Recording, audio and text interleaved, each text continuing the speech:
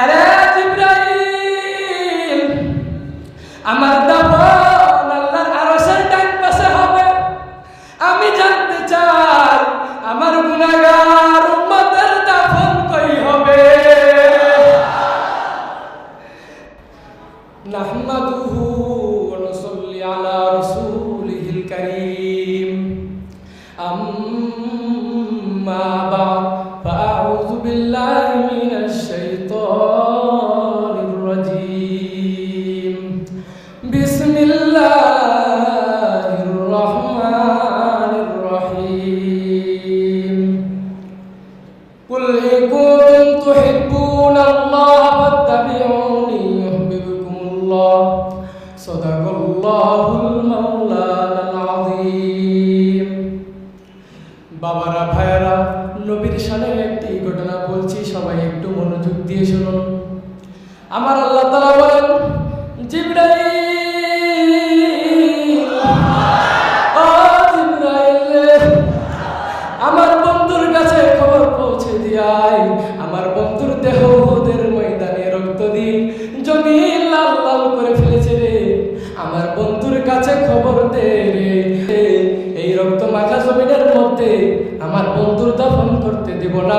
আমার বন্ধুর কানে খবর দে রে, আমার বন্ধুর দেহ আমার আরশের ডান পাশে দাফন করব। জিবরাইল খবর নিয়ে ডাকতেছেন, হুজুর,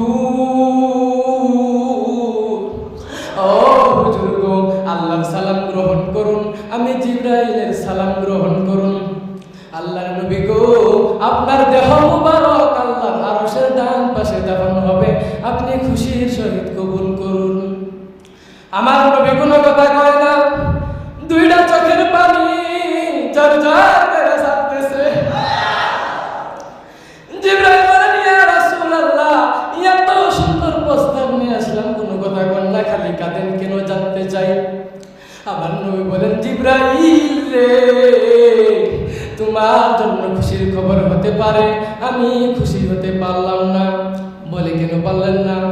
আরে জিবরাইল, আমার দাফন আল্লাহর আরশের ডান পাশে হবে। আমি জানতে চাই আমার গুনাহগার উম্মতের দাফন কই হবে।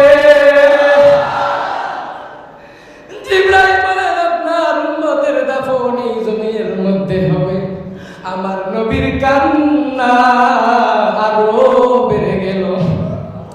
জিবরাইল,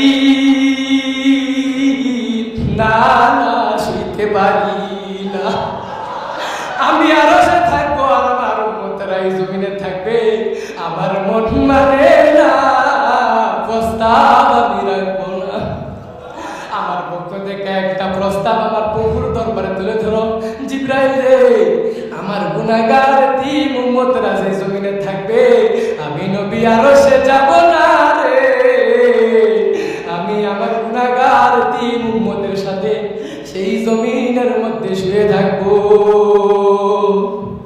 নবীর প্রেমে পাগল যারা প্রেম খেলা খেলে, ভাই নবীর প্রেমে পাগল যারা প্রেম খেলা খেলে, নবীর প্রেমে আজ করুনি দ্বন্দ্ব দে ফেলে, নবীর প্রেমে আজ করুনি দ্বন্দ্ব দে ফেলে, নবীর প্রেমে পাগল যারা প্রেম খেলা খেলে, ভাই নবীর প্রেমে পাগল যারা প্রেম খেলা খেলে।